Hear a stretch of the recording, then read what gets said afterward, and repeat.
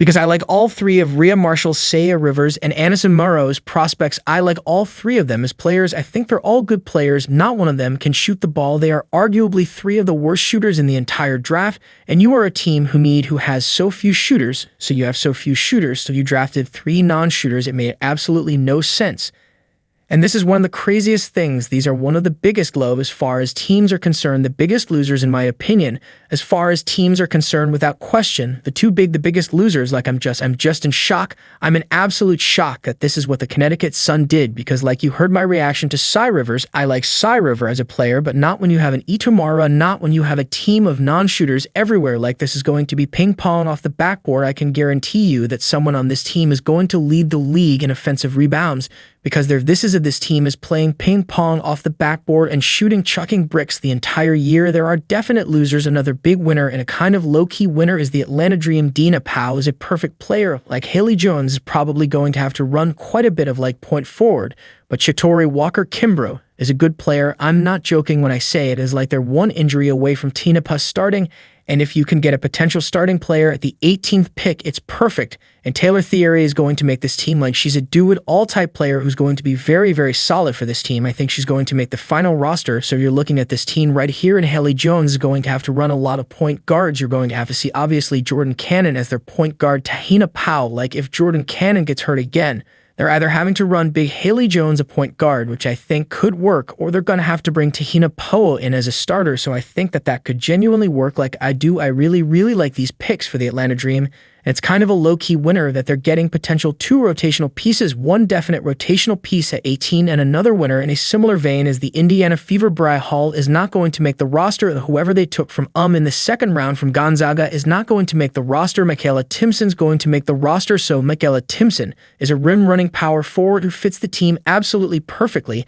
I mean this absolutely perfectly. She's going to be, if she's not taking the expansion draft next year, she's going to be like she's going to be somebody that could be fantastic. And like long term with Caitlin, like 1 year, she's like almost like a mini what's her name, Natasha Howard. So after 1 year under Natasha Howard, you're looking at the 6 players they're going to want to protect in the X-Band, considering the fact that only one unrestricted free agent can go in the expansion draft, and they're not going to take for each team. No one's going to take a Natasha. They're not going to take you're not going to take a Bonner. So if you look at his team protecting Caitlin, they're going to protect Pada Aliyah Kelsey. And then after that, he's 2 with a rookie Michaela Timpson.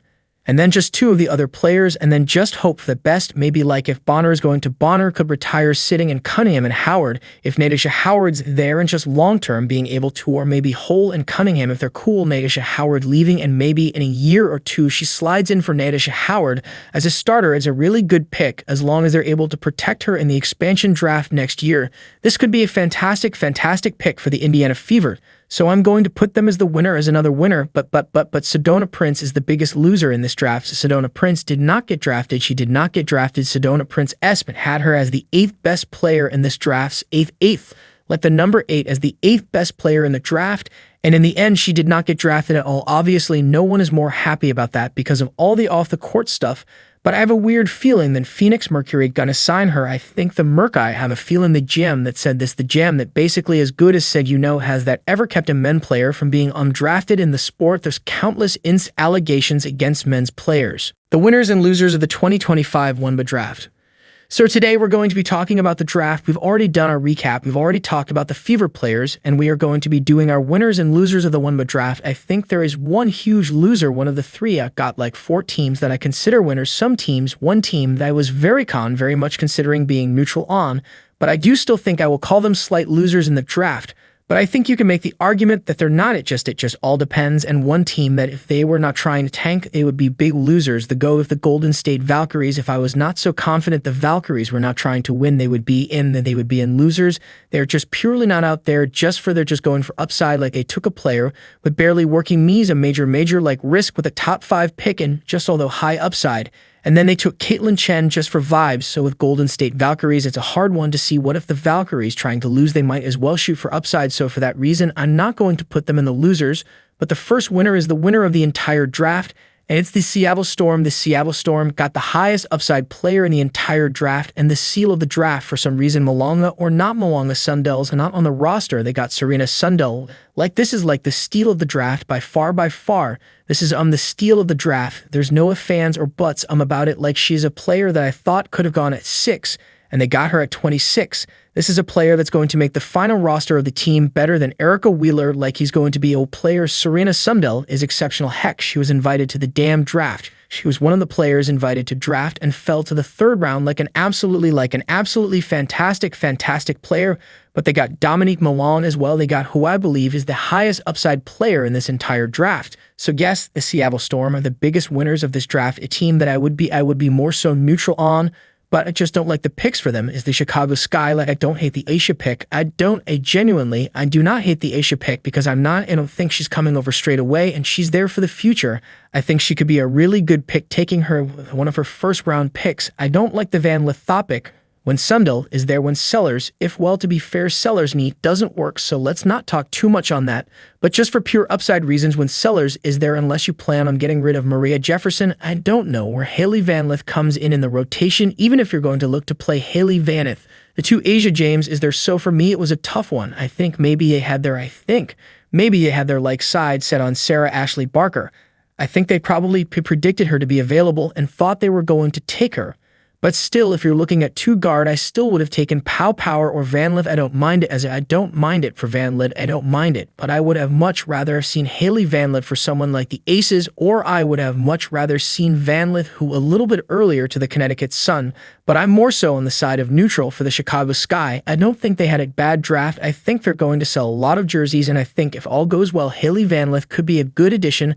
I just don't like Hailey Van Lith with double bigs like that's just it. And I think there might be a little bit of a struggle for Hailey Van Lith to kind of create the space she needs, and she's going to look for hers before she looks to dump it into a big. Although she will dump it into a big, I like how she plays with either of the 2 bigs. I just don't like it with both of them on the floor. But either way, not the worst thing in the world, her going to Chicago, and I think she's going to make the roster comfortably and be in the rotation. So yeah, if they're more so team, I'm neutral on another team. I'm considering winners are the Mystics. I don't like the Kiki fan pick. I would have much preferred Namura, but like the Mystics have 4 roster spots and 3 of them are going to be Amore, Citron, and Kiki.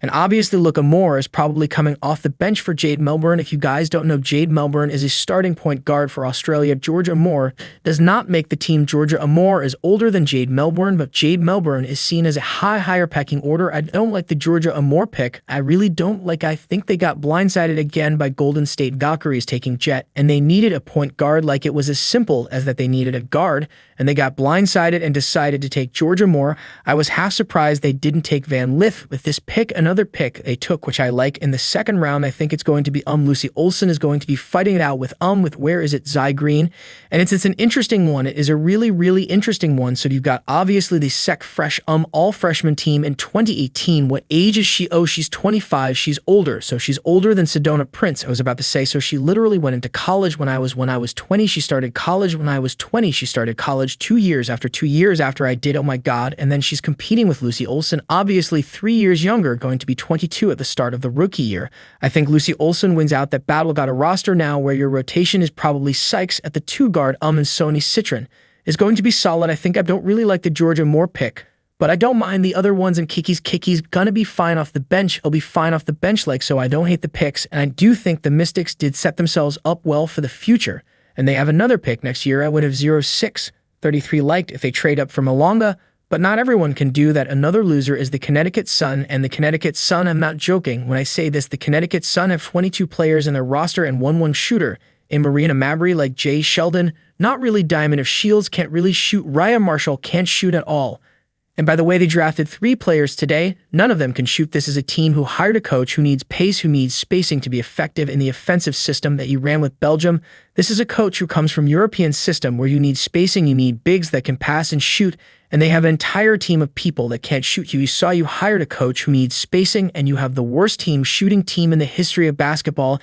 And not only that you needed shooting, that was your biggest need, was shooting and point guard play. So what did you view draft? No shooting and no point guard play. Your team currently has Lindsay Allen as the only recognized point guard who's not even really a point guard. Leland is not a point guard. Marina Mabrey is not a point guard. Jayshell is not a point guard. Marina Mabrey, unfortunately, you left the Chicago Sky to rejoin the Chicago Sky.